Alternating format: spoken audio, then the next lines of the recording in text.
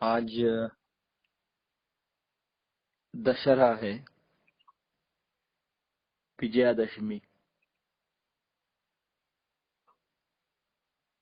इन 9 दिनों में हमने माँ दुर्गा की पूजा की, भक्ति की। ये शक्ति की पूजा है, नवरात्र।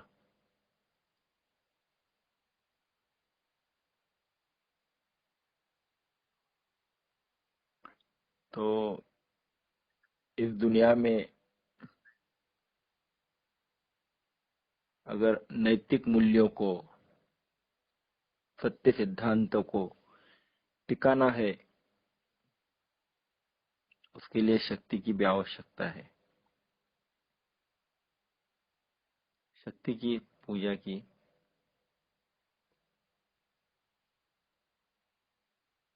नवरात्र के बारे में एक पौराणिक कथा भी है।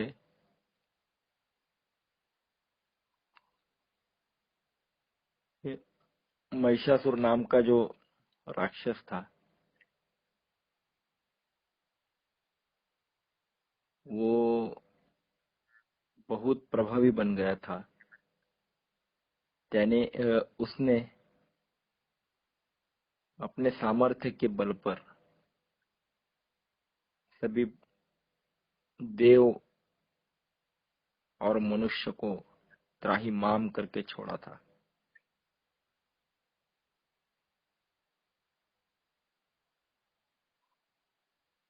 वो कारण दैवी जो लोग थे,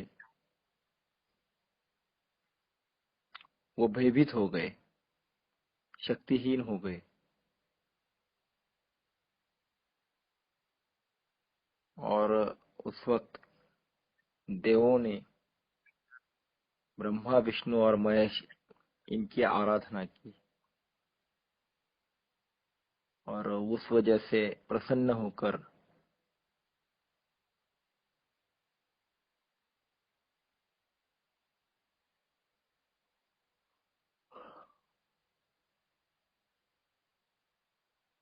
एक दैवी शक्ति निर्माण हो गई। और सभी ने उसका जय जयकार किया, उसका पूजन किया। सभी देवों ने अपने दिव्य आयुध उसको दे दिए। उस देवी ने 9 दिन इस राक्षस से लड़ाई करके उसको मार डाला।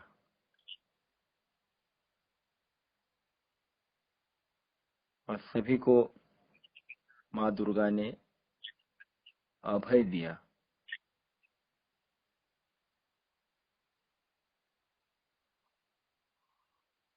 इसी माँ दुर्गा को शक्ति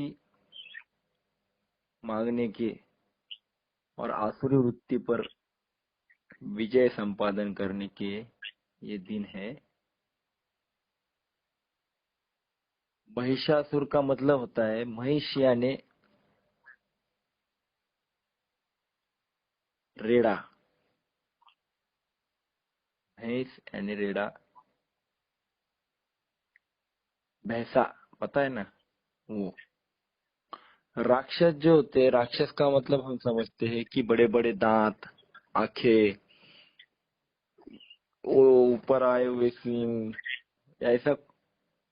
ऐसा नहीं।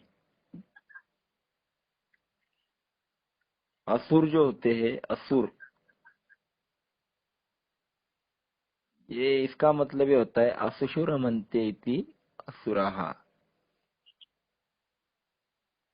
मतलब जो भोग में रममान होते हैं, सिर्फ खाना पीना, ईट ड्रिंक एंड बी मेरी, इसके सिवा जिसको कुछ नहीं दिखता उसको असुर कहते हैं। वो सिर्फ खुद का और खुद के बारे में सोचता है, स्वार्थी होता है। उसे किसी से कोई लेना देना नहीं है। वो असुर या आसुरी वृत्ति के लोग हैं, जिनको किसी से कोई लेना देना नहीं। और उससे भयानक होते हैं राक्षस, जो भोग में रममान होते हैं और दूसरों का नुकसान भी करते हैं। तो इस वृत्ति के लोगों को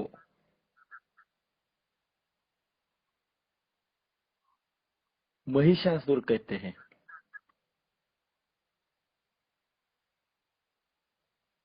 तो ये इस वृत्ति के लोगों की वजह से संपूर्ण समाज स्वार्थी, प्रेम विरहित, भाव शून्य बन गया।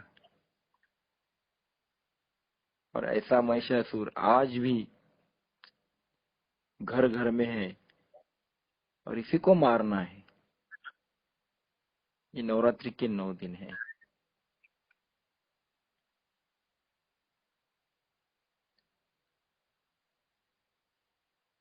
इन दिनों में पांडव भी जब वनवास में थे तो वेद व्यास ने भी उनको कहा था, आप भी बैठे क्या हो, आपको लड़ना किसके सामने है। पितामह भीष्म, कर्ण, अरे इनका देखकर तो यमराज भी भेदभाव करेगा, वो उनके पास नहीं जाएगा, आपके ही पास आएगा, इनकी ताकत है उनके पास। तो ऐसा सब समझाकर अर्जुन को पशुपतास्त्र भगवान शिव से प्राप्त करने के लिए पर्वत पर भेज दिया था। सभी को शक्ति प्राप्त करने के लिए उन्होंने ये कहा था। ये वही दिन है। इन दिनों में हम भी अपना आलस, प्रमाद को बाजू करेंगे और शक्ति की उपासना करेंगे। इसलिए नवरात्र के दिन होते हैं।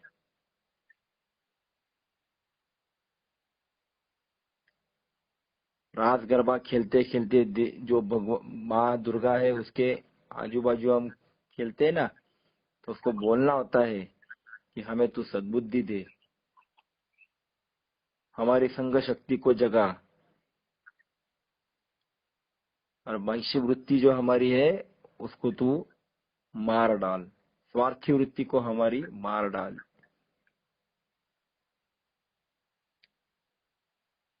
तो आज का दिन जो है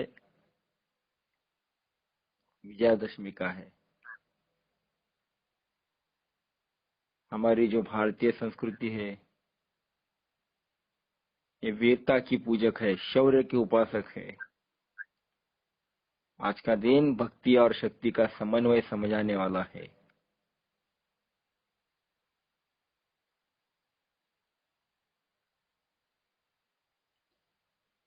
भगवान रामचंद्र ने भी यही दिन चुनकर रावण के ऊपर विजय प्राप्त के लिए प्रस्थान किया था। छत्रपति शिवाजी महाराज ने भी यही दिन चुनकर औरंगजेब को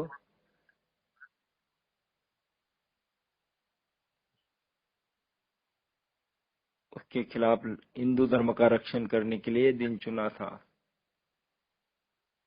हिंदू राज्य जो है वो भी इसी दिन को चुनकर विजय प्रस्थान करते थे।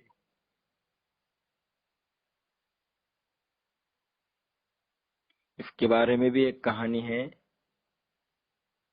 कि जो हम शमी वृक्ष के जो पत्तियां बांटते हैं ना हर एक को, एक दूसरे को आज के दिन, तो इसके बारे में भी एक कहानी है। इसको सोना कहते हैं, सोना ले लो, सोना ले लो, है ना।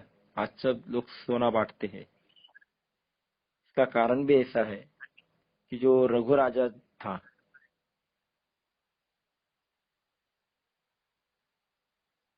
वो जो राम का वंशज रघु राजा, उसके पास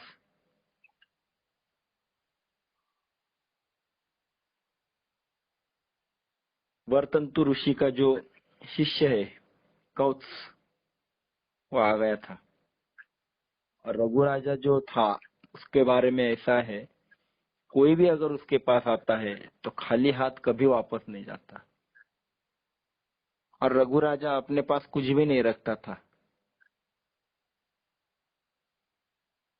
जब कौत्स आ गया और गुरु दक्षिणा चाहिए, इसलिए उसने रघु राजा के पास 14 कोटि सुवर्ण मोहरा की मांग करना था। पर जब वो जब राजमहल में आ गया तो देखा तो राजा के पास तो कुछ नहीं है। वो खुद मिट्टी के बर्तन में खाना खा रहा है, कुछ भी नहीं है। तो उसे लगा अभी इसके पास कुछ भी नहीं, मैं कैसे मांगू। तो आया और फिर से वापस जाने लगा। तो राजा ने उसको रोक लिया, बोले क्या बात है, किस लिए आए थे। तो बोले महाराज बात ऐसी है, मुझे गुरु दक्षिणा देनी है 14 कोटि सुवर्ण मुद्रा। वो मुझे चाहिए था, पर आपको देखकर अब लग रहा है कि ये नहीं हो सकता है। तो राजा बोला, अरे तू चिंता क्यों करता है, मैं हूं ना। तो राजा ने उसे आश्वासन दिया, और जो कुबेर है, जिसके पास बहुत सारा धन है, उस कुबेर के ऊपर रघुराजा ने आक्रमण करने का सोच लिया। अब जैसे ही कुबेर को पता चला कि रघुराजा आक्रमण करने वाला है, तो डर गया, क्योंकि उसे पता है अगर रघुराजा आता है तो मेरा कुछ भी नहीं बचेगा।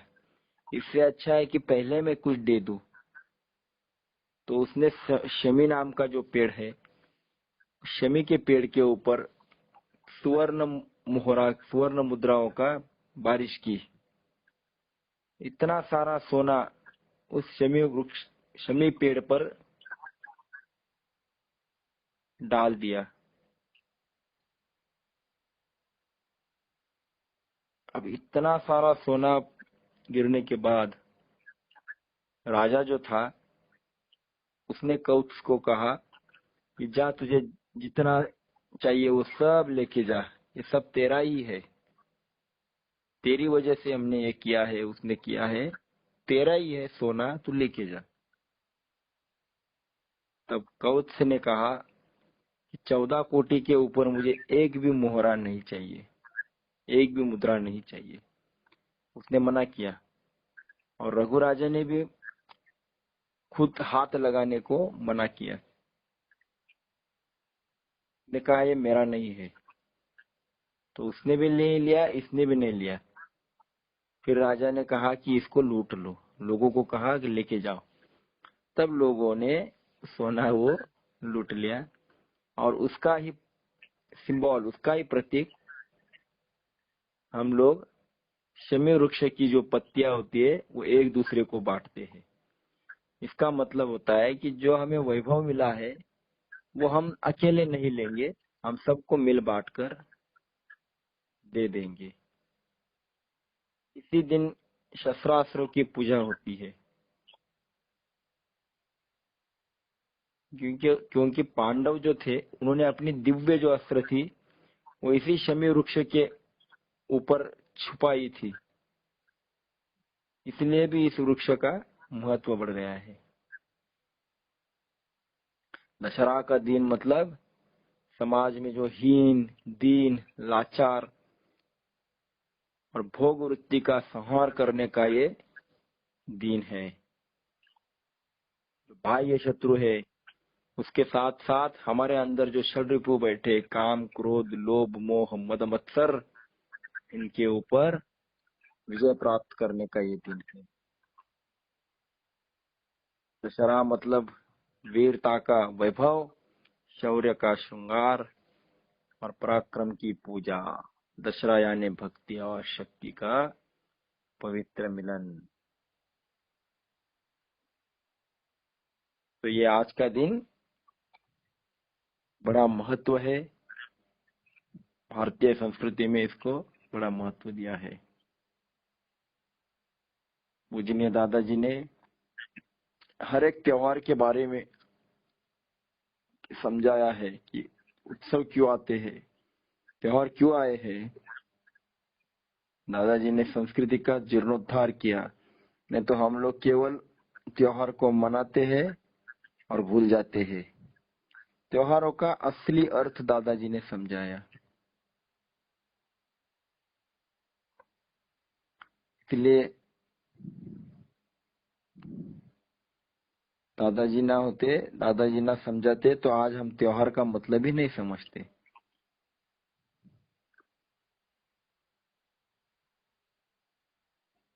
षड रूप के ऊपर आज का दिन जो होता है, दादाजी कहते उसके ये महिष है, इसके ऊपर आप विजय प्राप्त करने के लिए कटिबद्ध हो जाओ। काम हमें तकलीफ देता है। काम यानी क्या? भोग, स्वार्थ, चाहिए चाहिए चाहिए, सब कुछ चाहिए, ये रुकता ही नहीं है।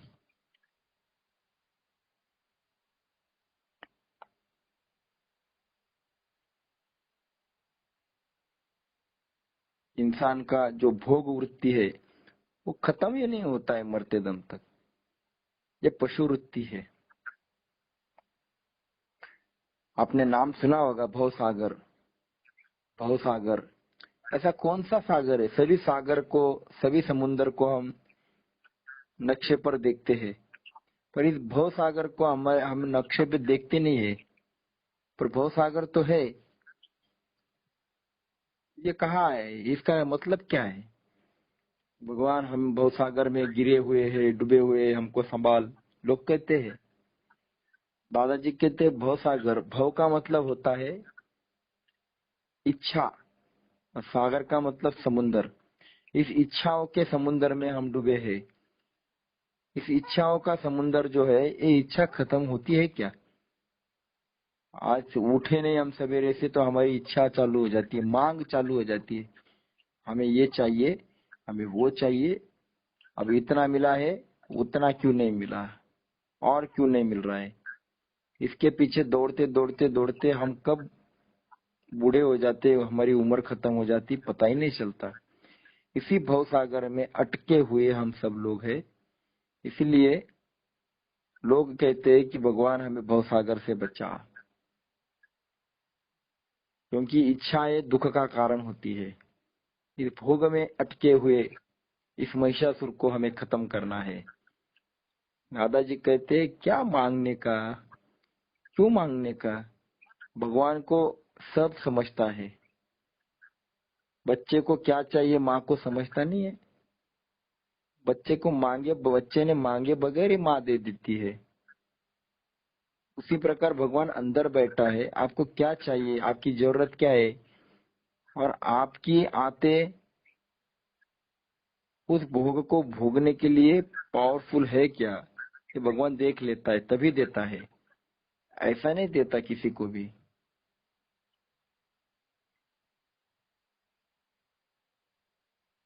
गुरु गोविंद सिंह भी कहते हैं, औकात से बढ़कर कुछ नहीं देना मेरे मालिक, क्योंकि जरूरत से ज्यादा रोशनी भी इंसान को अंधा बना देती है। पर ये सामान्य लोगों को नहीं समझता है। उसको लगता है कि नहीं, और चाहिए और चाहिए। अरे पर तू पागल बन जाएगा, भगवान इतना नहीं देता है, वो संभल कर ही देता है। 200 रुपए कमाने वाला आदमी के जेब में 1000 रुपए अगर आ जाते हैं ना, तो उसकी चाल बदल जाती है, उसका अहंकार बढ़ जाता है। ये साधारण आदमी के साथ होता है, केवल बड़े बड़े लोगों के साथ होता है ऐसा नहीं है, साधारण आदमी के साथ भी ऐसा होता है। इसलिए जब अचानक कुछ मिल जाता है तो हमारी चाल बदल जाती है, और सहन करने की शक्ति हमारे अंदर नहीं रहती है। वो एक आदमी को जब हार्ट अटैक आया था, वो अस्पताल में सोया पड़ा था, तो उसको लॉटरी खींचने की आदत थी, उसको लॉटरी लग गई 50 लाख की। अब उसके रिश्तेदारों को पता चला, रिश्तेदारों ने डॉक्टर साहब से कहा कि अरे इसको लॉटरी लग गई है, जिंदगी भर ये लॉटरी खींचता था, कभी बेचारे को 50 रुपए की लॉटरी नहीं लगी, और आप देखो ऐसे वक्त पर लॉटरी लगी है जब उसको हार्ट अटैक आकर वो पड़ा है अस्पताल में। ये नाजुक परिस्थिति है, और अगर हम उसको कहते हैं 50 लाख की लॉटरी लग गई है, तो जिसको 1 रुपए की आज तक लॉटरी नहीं लगी उसको अगर कहेंगे तो वो मर जाएगा हार्ट अटैक से, क्या करने का। तो डॉक्टर साहब ने कहा आप चिंता क्यों करते हो, मैं हूं ना, मैं उसको बराबर समझाऊंगा।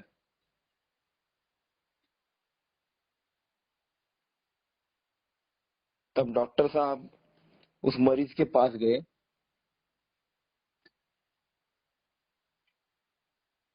और उसको कहा कि देख अगर तुझे 10,000 रुपए की लॉटरी लगती है तो क्या करेगा।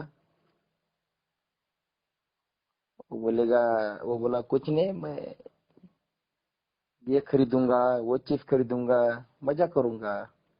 अरे वाह क्या बात है। उसको वो धीरे धीरे समझाने लगे क्योंकि उनको मालूम है अगर डायरेक्ट बताऊंगा तो मर जाएगा ये।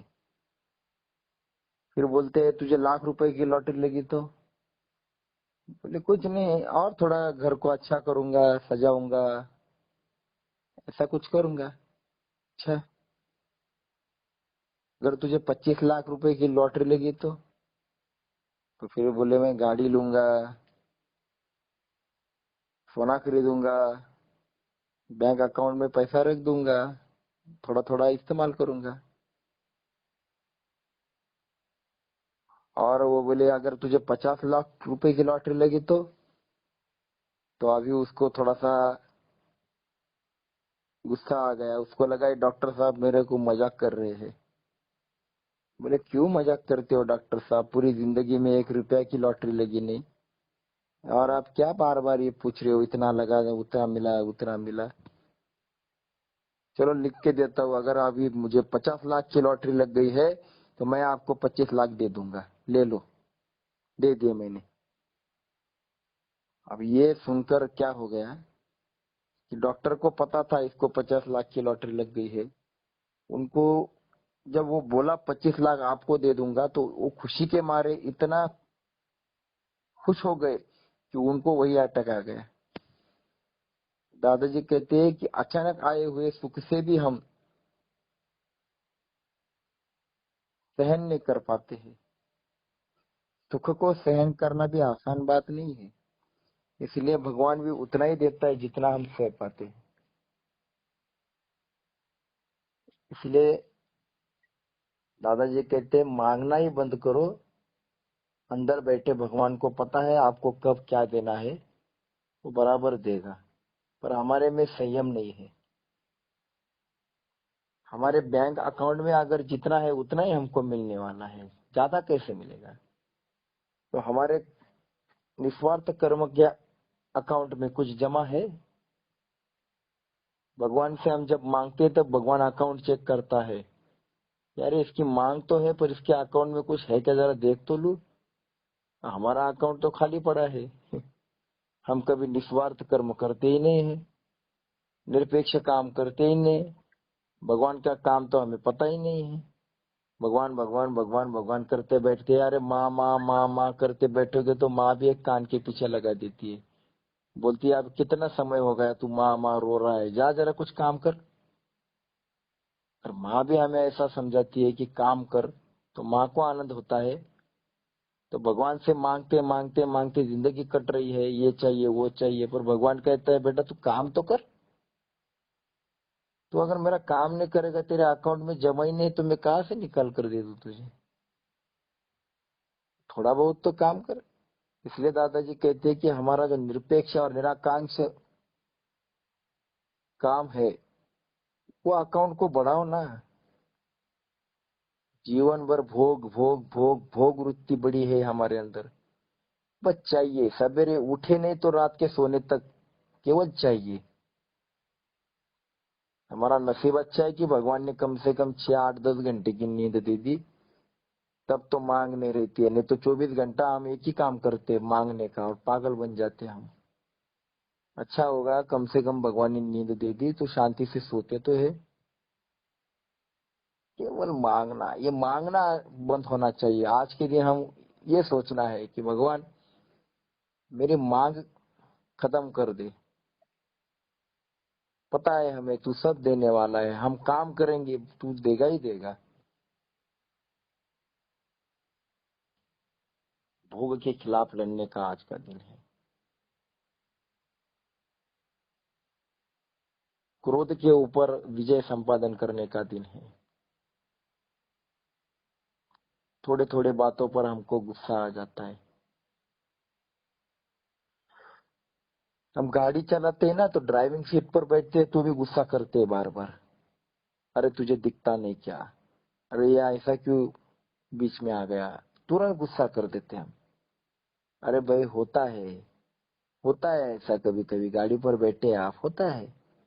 आप कभी सोचते हो कि जब आप गुस्सा करते हो, गलती से हुआ है, सामने वाला आ गया है, निकल जा रहा है, या फिर उसके ऊपर लोग गालियां देते हैं, थोड़ा सोचो पूरी जिंदगी में वापस आपके सामने आने वाला है क्या वो? वापस ऐसा होने वाला है क्या? थोड़ा सोचो। पूरी जिंदगी में ये घटना फिर से नहीं घटने वाली, तो आप क्यों गाली देते हो? जाने दो, हंसकर छोड़ दो, सामने वाला भी हंसेगा, माफी मांगेगा, गलती हो गई भाई। पर आप गाली दोगे, वो दो गालियां देगा, फिर झगड़ा हो जाएगा, फिर मारामारी हो जाएगी, नुकसान हो जाएगा। होता है, थोड़ा बहुत गलती हो गई तो माफ भी करना सीखो ना। गाली देकर गुस्सा होकर क्या फायदा? आज अगर आप किसी भी जेल में जाकर देखोगे ना, तो जेल में 70% लोग आपको धार्मिक दिखेंगे, सात्विक वृत्ति के दिखेंगे, बहुत अच्छे लोग दिखेंगे। तो आपको आश्चर्य होगा ये आदमी जेल में कैसे पड़ रहे हैं, इतने सालों से सजा क्यों काट रहे हैं? तो उनके जिंदगी में एक क्षण ऐसा आया है कि वो अपने क्रोध पर काबू नहीं रखे हैं, अपने गुस्से को वो कंट्रोल नहीं किए हैं, और उसी क्षण में उनसे कुछ गलती हो गई, और वही घटना के कारण उनको जेल में आना पड़ा।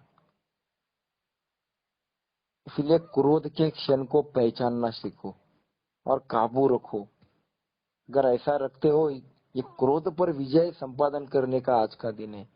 अगर क्रोध पे कंट्रोल करते हो तो बहुत सुखी बन जाओगे। क्रोधात भवति सम्मोहा, सम्मोहात स्मृति विभ्रमा, स्मृतिभ्रंशात बुद्धिनाशो, बुद्धिनाशात प्रणश्यति। क्रोध से सम्मोह आ जाता है, सम्मोह से स्मृति का विभ्रम हो जाता है, पता नहीं चलता हम किसके सामने झगड़ा कर रहे हैं।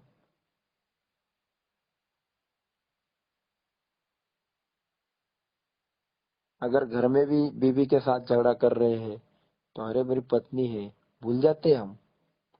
बाजू में बच्चे देख रहे हैं, भूल जाते हैं हम, कितना जोर जोर से चिल्लाते हैं। आजू बाजू वाले सुन रहे हैं, हमें क्या फर्क पड़ता है? रास्ते में भी अगर किसी का झगड़ा होता है तो कितना बड़ी बड़ी गालियां देता है। सोचना बंद हो जाता है कि कौन मुझे सुन रहे हैं, मेरी इज्जत का क्या है, कोई संबंध नहीं। खत्म, स्मृति का विभ्रम हो गया। मैं कौन हूँ, मेरा स्टेटस क्या है, भूल गए हम। स्मृति का विभ्रम, स्मृति भ्रंशात बुद्धिनाश। ये बुद्धि का विनाश है कि हमारी सोच खत्म हो जाती है, और बुद्धिनाशात प्रणश्यति, बाद में विनाश अटल है। इसलिए जब भी ऐसा कोई प्रसंग हो जाता है, उसी झगड़े से, उसी क्षण से हम अपना सर्वनाश कर लेते हैं। इसीलिए क्रोध के ऊपर काबू रखना सीखो।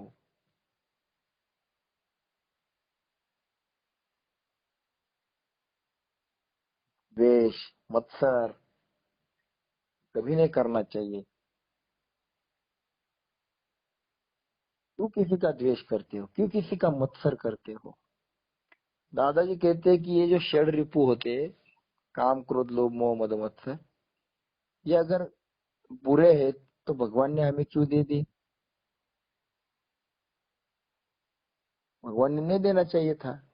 अगर भगवान ही नहीं देता तो हमें तो तकलीफ ही नहीं होती, क्यों दिए? तो दादाजी कहते हैं उसका इस्तेमाल अच्छे काम के लिए करो। अगर क्रोध करना है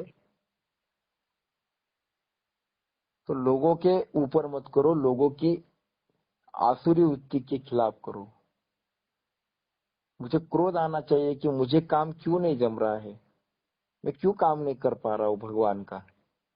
मुझे खुद के ऊपर गुस्सा आना चाहिए कि आज मुझे क्यों काम करने का समय नहीं मिला। इसलिए गुस्सा है, गुस्से का इस्तेमाल अच्छे काम के लिए करो ताकि मेरा जीवन विकास हो जाए।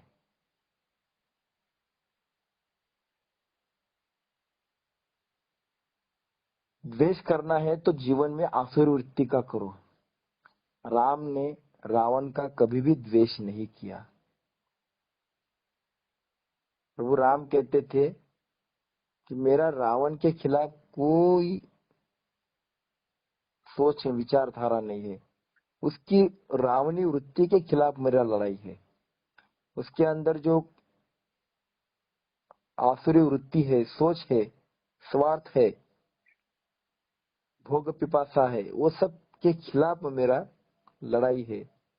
इसलिए जब रावण को मार डाला, खत्म किया, तब उसका भाई विभीषण उसकी अंतिम क्रिया करने को तैयार नहीं था। तब प्रभु राम ने कहा कि भाई आप कौन सी दुश्मनी, जो था वो तो चला गया, ये तो पार्थिव शरीर है, मृत शरीर है, इससे क्या दुश्मनी करना। अगर आप इसका अंतिम संस्कार नहीं करते हैं तो मैं खुद करूंगा। प्रभु राम ने रावण का द्वेष नहीं किया, रावण की वृत्ति का द्वेष किया। इसलिए दादाजी कहते हैं किसी को द्वेष मत करो, उसके अंदर के दुर्गुणों का द्वेष करो। और उसके दुर्गुण कैसे खत्म होंगे इसके लिए प्रयत्न करो, भगवान के विचार देने की कोशिश करो। अगर वो नहीं सुनता है तो कोई बात नहीं, पर हम भगवान को जवाब तो दे सकेंगे कि भगवान देख मैंने प्रयत्न किया था। अब वो नहीं सुनता है तो हम क्या करेंगे, पर अपना काम क्या है, कम से कम उसके पास जाकर बैठकर तो देखेंगे। इसलिए दुर्गुणों का द्वेष करो, दुर्गुणी का द्वेष मत करो। इसलिए आज का दिन काम, क्रोध, लोभ, मोह, मद, मत्सर, इसके ऊपर विजय प्राप्त करने का दिन है।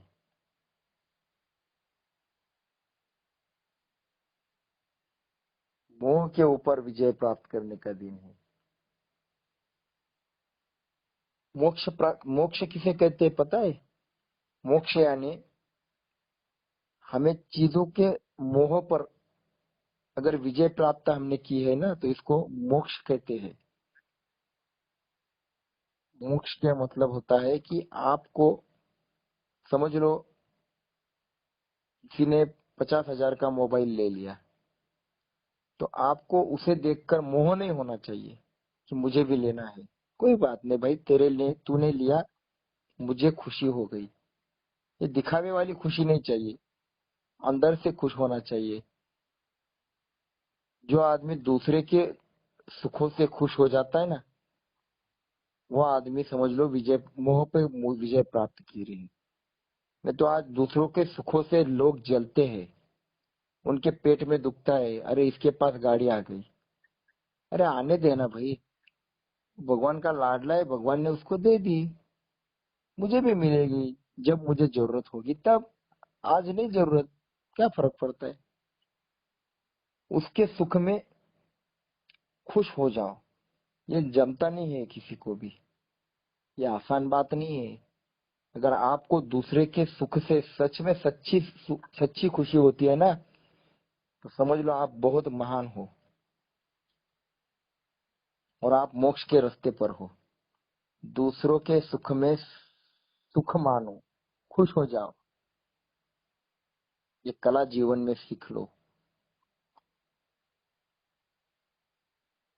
अगर उसने ले ली चीज और मेरे पास नहीं है तो मुझे सुख होगा, पर खुद के पास नहीं है इसकी कमी महसूस नहीं होगी, तो समझ लो आपने मोक्ष प्राप्त कर लिया है। जो चीज होती है वो चीज के ऊपर आप विजय प्राप्त कर ली तो मोक्ष है, और चीज अगर आपके ऊपर विजय प्राप्त करती है तो समझ लो आप मोह में, माया में अटके हुए हो, आप कभी सुखी नहीं बनोगे, कभी नहीं। जो जो वस्तुएं है वो आपके लिए है, आप उसके लिए नहीं हो, वस्तुओं के लिए नहीं। अगर कोई भी चीज आपको हिलाती नहीं है, चीज देखने के बाद आपके मन में लालच पैदा नहीं होता है, ठीक है आपको चाहिए कोई बात नहीं, पर वो चाहिए, इसके पीछे आप पागल नहीं बनते हो। अगर मिल गई तो ठीक, नहीं मिली तो भी ठीक, ऐसा न्यूट्रल रहते हो तो आपने मोक्ष प्राप्त किया है। चीज ने आपको हिलाना नहीं चाहिए। अरे हमें एक चाय का कप हिला देता है, अगर चाय नहीं मिला तो भी हम गुस्सा कर देते हैं। अरे चाय बड़ी की तू बड़ा, एक 5 रुपए का चाय का कप आपको मतलब डिस्टर्ब करता है। इतने कमजोर है हम।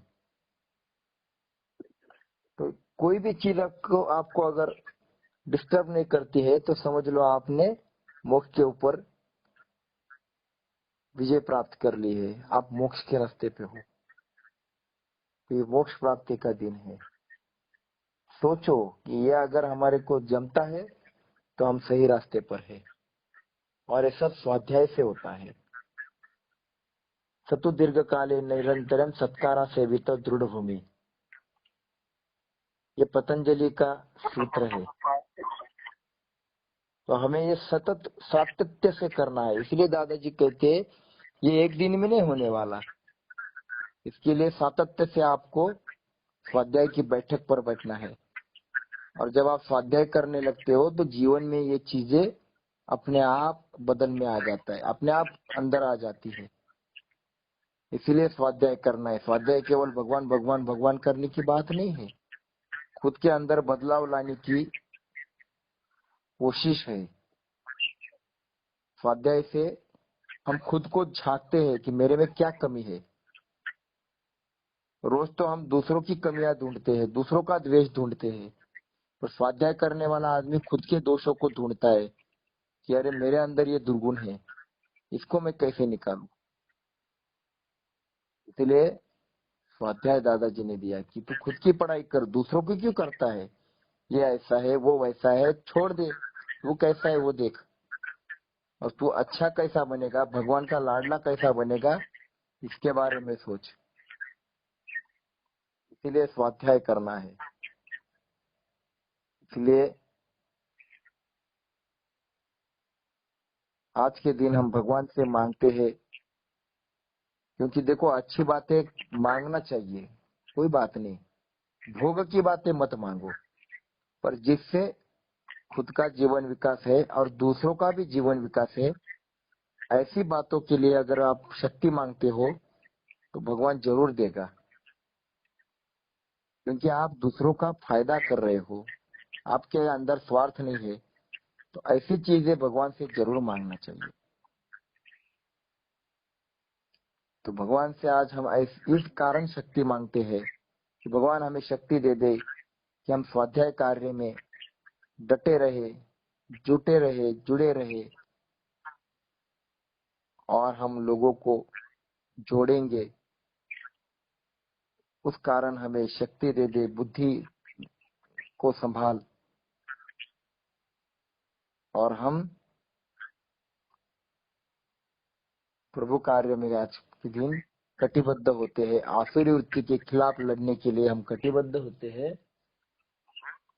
आज के राक्षसों के खिलाफ लड़ने के लिए हम कटिबद्ध होते हैं। भगवान हमें दादाजी का प्यार, दादाजी के विचार के रास्ते पे चलने की शक्ति दे दे। और यही आज के दिन, दशहरे के दिन हम मांगते हैं। और आज का हमारा दादाजी का ये विचार है, इसको समझकर आज हम ये बात अभी खत्म करते हैं। जय योगेश्वर।